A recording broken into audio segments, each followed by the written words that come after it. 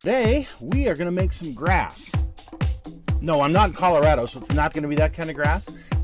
It's our techniques that are so simple and sensible, your models will practically build themselves.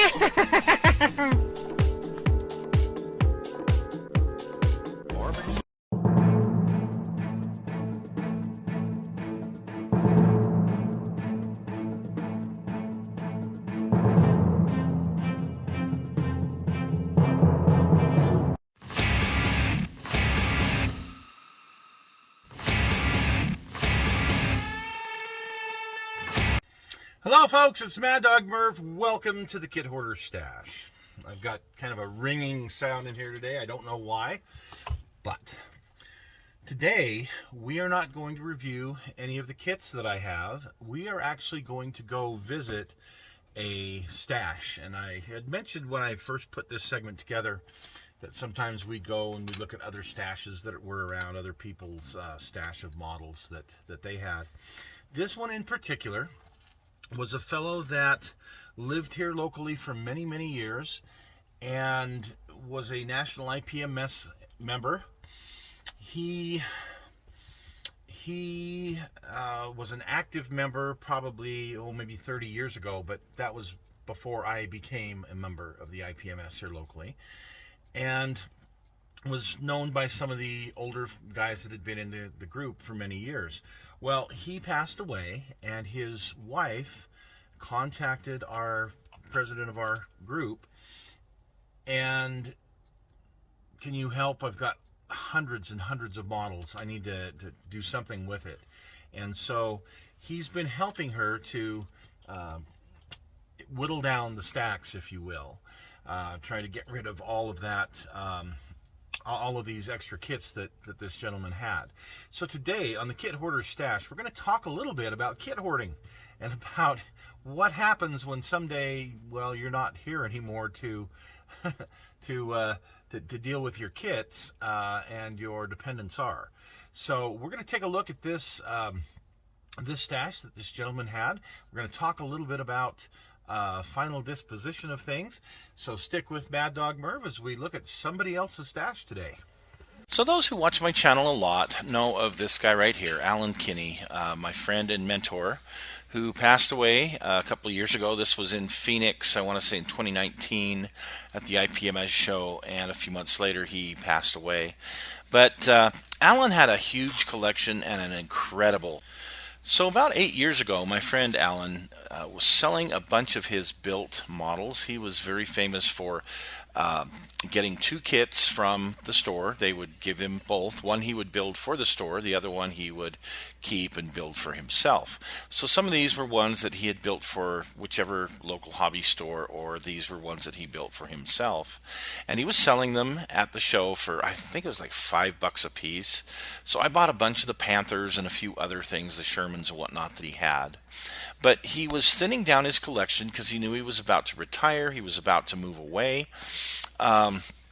He left in his will some things specifically for me that he knew would be eclectic, like what I like to do and build. So these were things that I got from my friend Alan.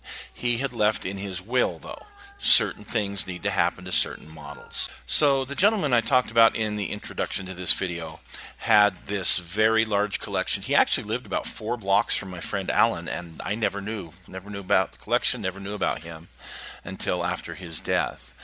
His family had been left some instructions on some things to do. Contact certain people to try and get rid of all of these hundreds of kits and all of his stuff that he had. And there's several $1,000s worth of kits.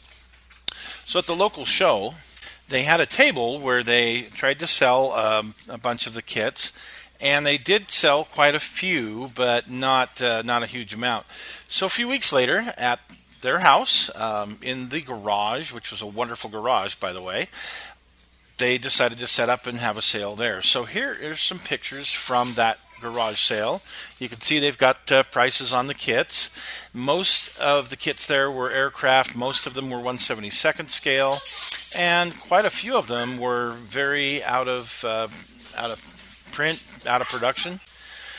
You can see there's some really good things here that are in this collection. And so what they've done is they decided to have two different Saturday sales to try and get rid of most of this. Now I'm sure whatever's left is going to wind up going to one of the local hobby shops, and there's actually an online store, KitLinks, and there is locally MRS, and either one of those I'm sure will buy most of this collection or anything that's left over for a decent price, and then they'll be available on the World Wide Web, which is kind of neat. But you can see the amount of stuff that even after these other sales they've had, and they've been trying to move this stuff for quite some time, there's just so much left.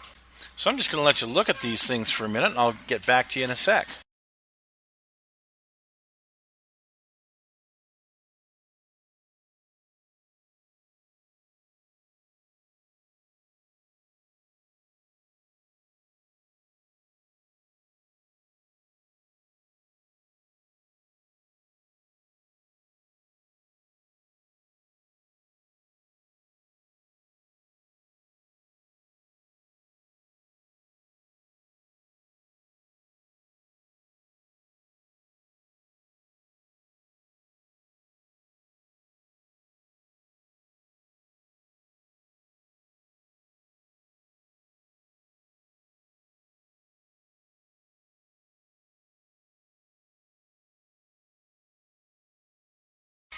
And no, this beautiful Ford Falcon is not for sale. He did have several collector cars that there were a few things they sold, but this one I guess is going to one of the grandkids. Beautiful car. And you can just see these stacks of different aircraft and equipment. Yeah, for somebody who is looking for a specific old kit, these garage sales, these estate sales are just gold. And you can see there's a lot of supplies to be had. A lot of, all the equipment the guy had was up for grabs. Look at this.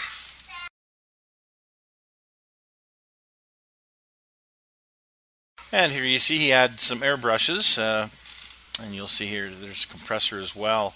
But lots, just everything that any regular modeler would have. A bunch of decals and templates and little organizing boxes, all sorts of stuff, and it was all up for sale, cheap. Okay, the prices were very inexpensive. Look at this little airbrush and just the cool stuff that he had here. If you needed to have an extra, or even if you had just starting out, so all sorts of really good reference material as well. So one of the things I was really interested in was the paint, because I like enamels, and he had a lot of the old Testors and Model Master enamels, as well as others. So I stocked up there, because as you can see there's a bunch of spray paint as well. And $2 a can on those. And there was some Tamiya surfacer there, good deal. But look at these.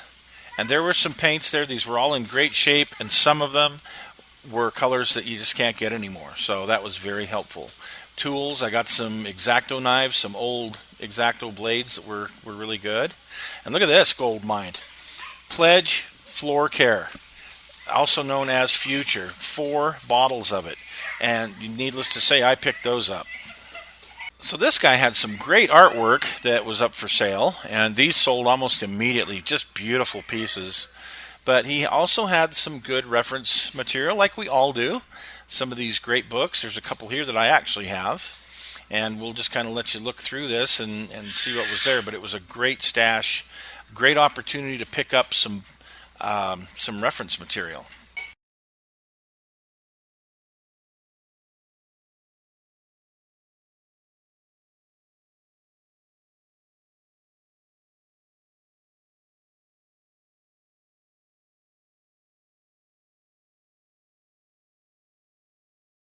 So kind of the point of this whole exercise is this. You're not going to live forever. You've got a huge stash, I'm sure, like every good modeler, and you've got reference material. Be thinking that at some point in time, life's going to come to an end, and your stuff's going to be left. And what do you want your legacy to be? Where do you want it to go? This man had made a few arrangements. My friend Alan had made quite a few arrangements. There was things that went to certain museums and certain friends. I know a lot of my collection has already been dispersed with friends and with hobby shops. There's some of my stuff that's gone to museums, and then I have a written will as to what happens to a bunch of my other things, because I have, some train sets that just by themselves on a wholesale market are worth $1,000. So, anyway, folks, thanks for watching today, and we will see you again next week.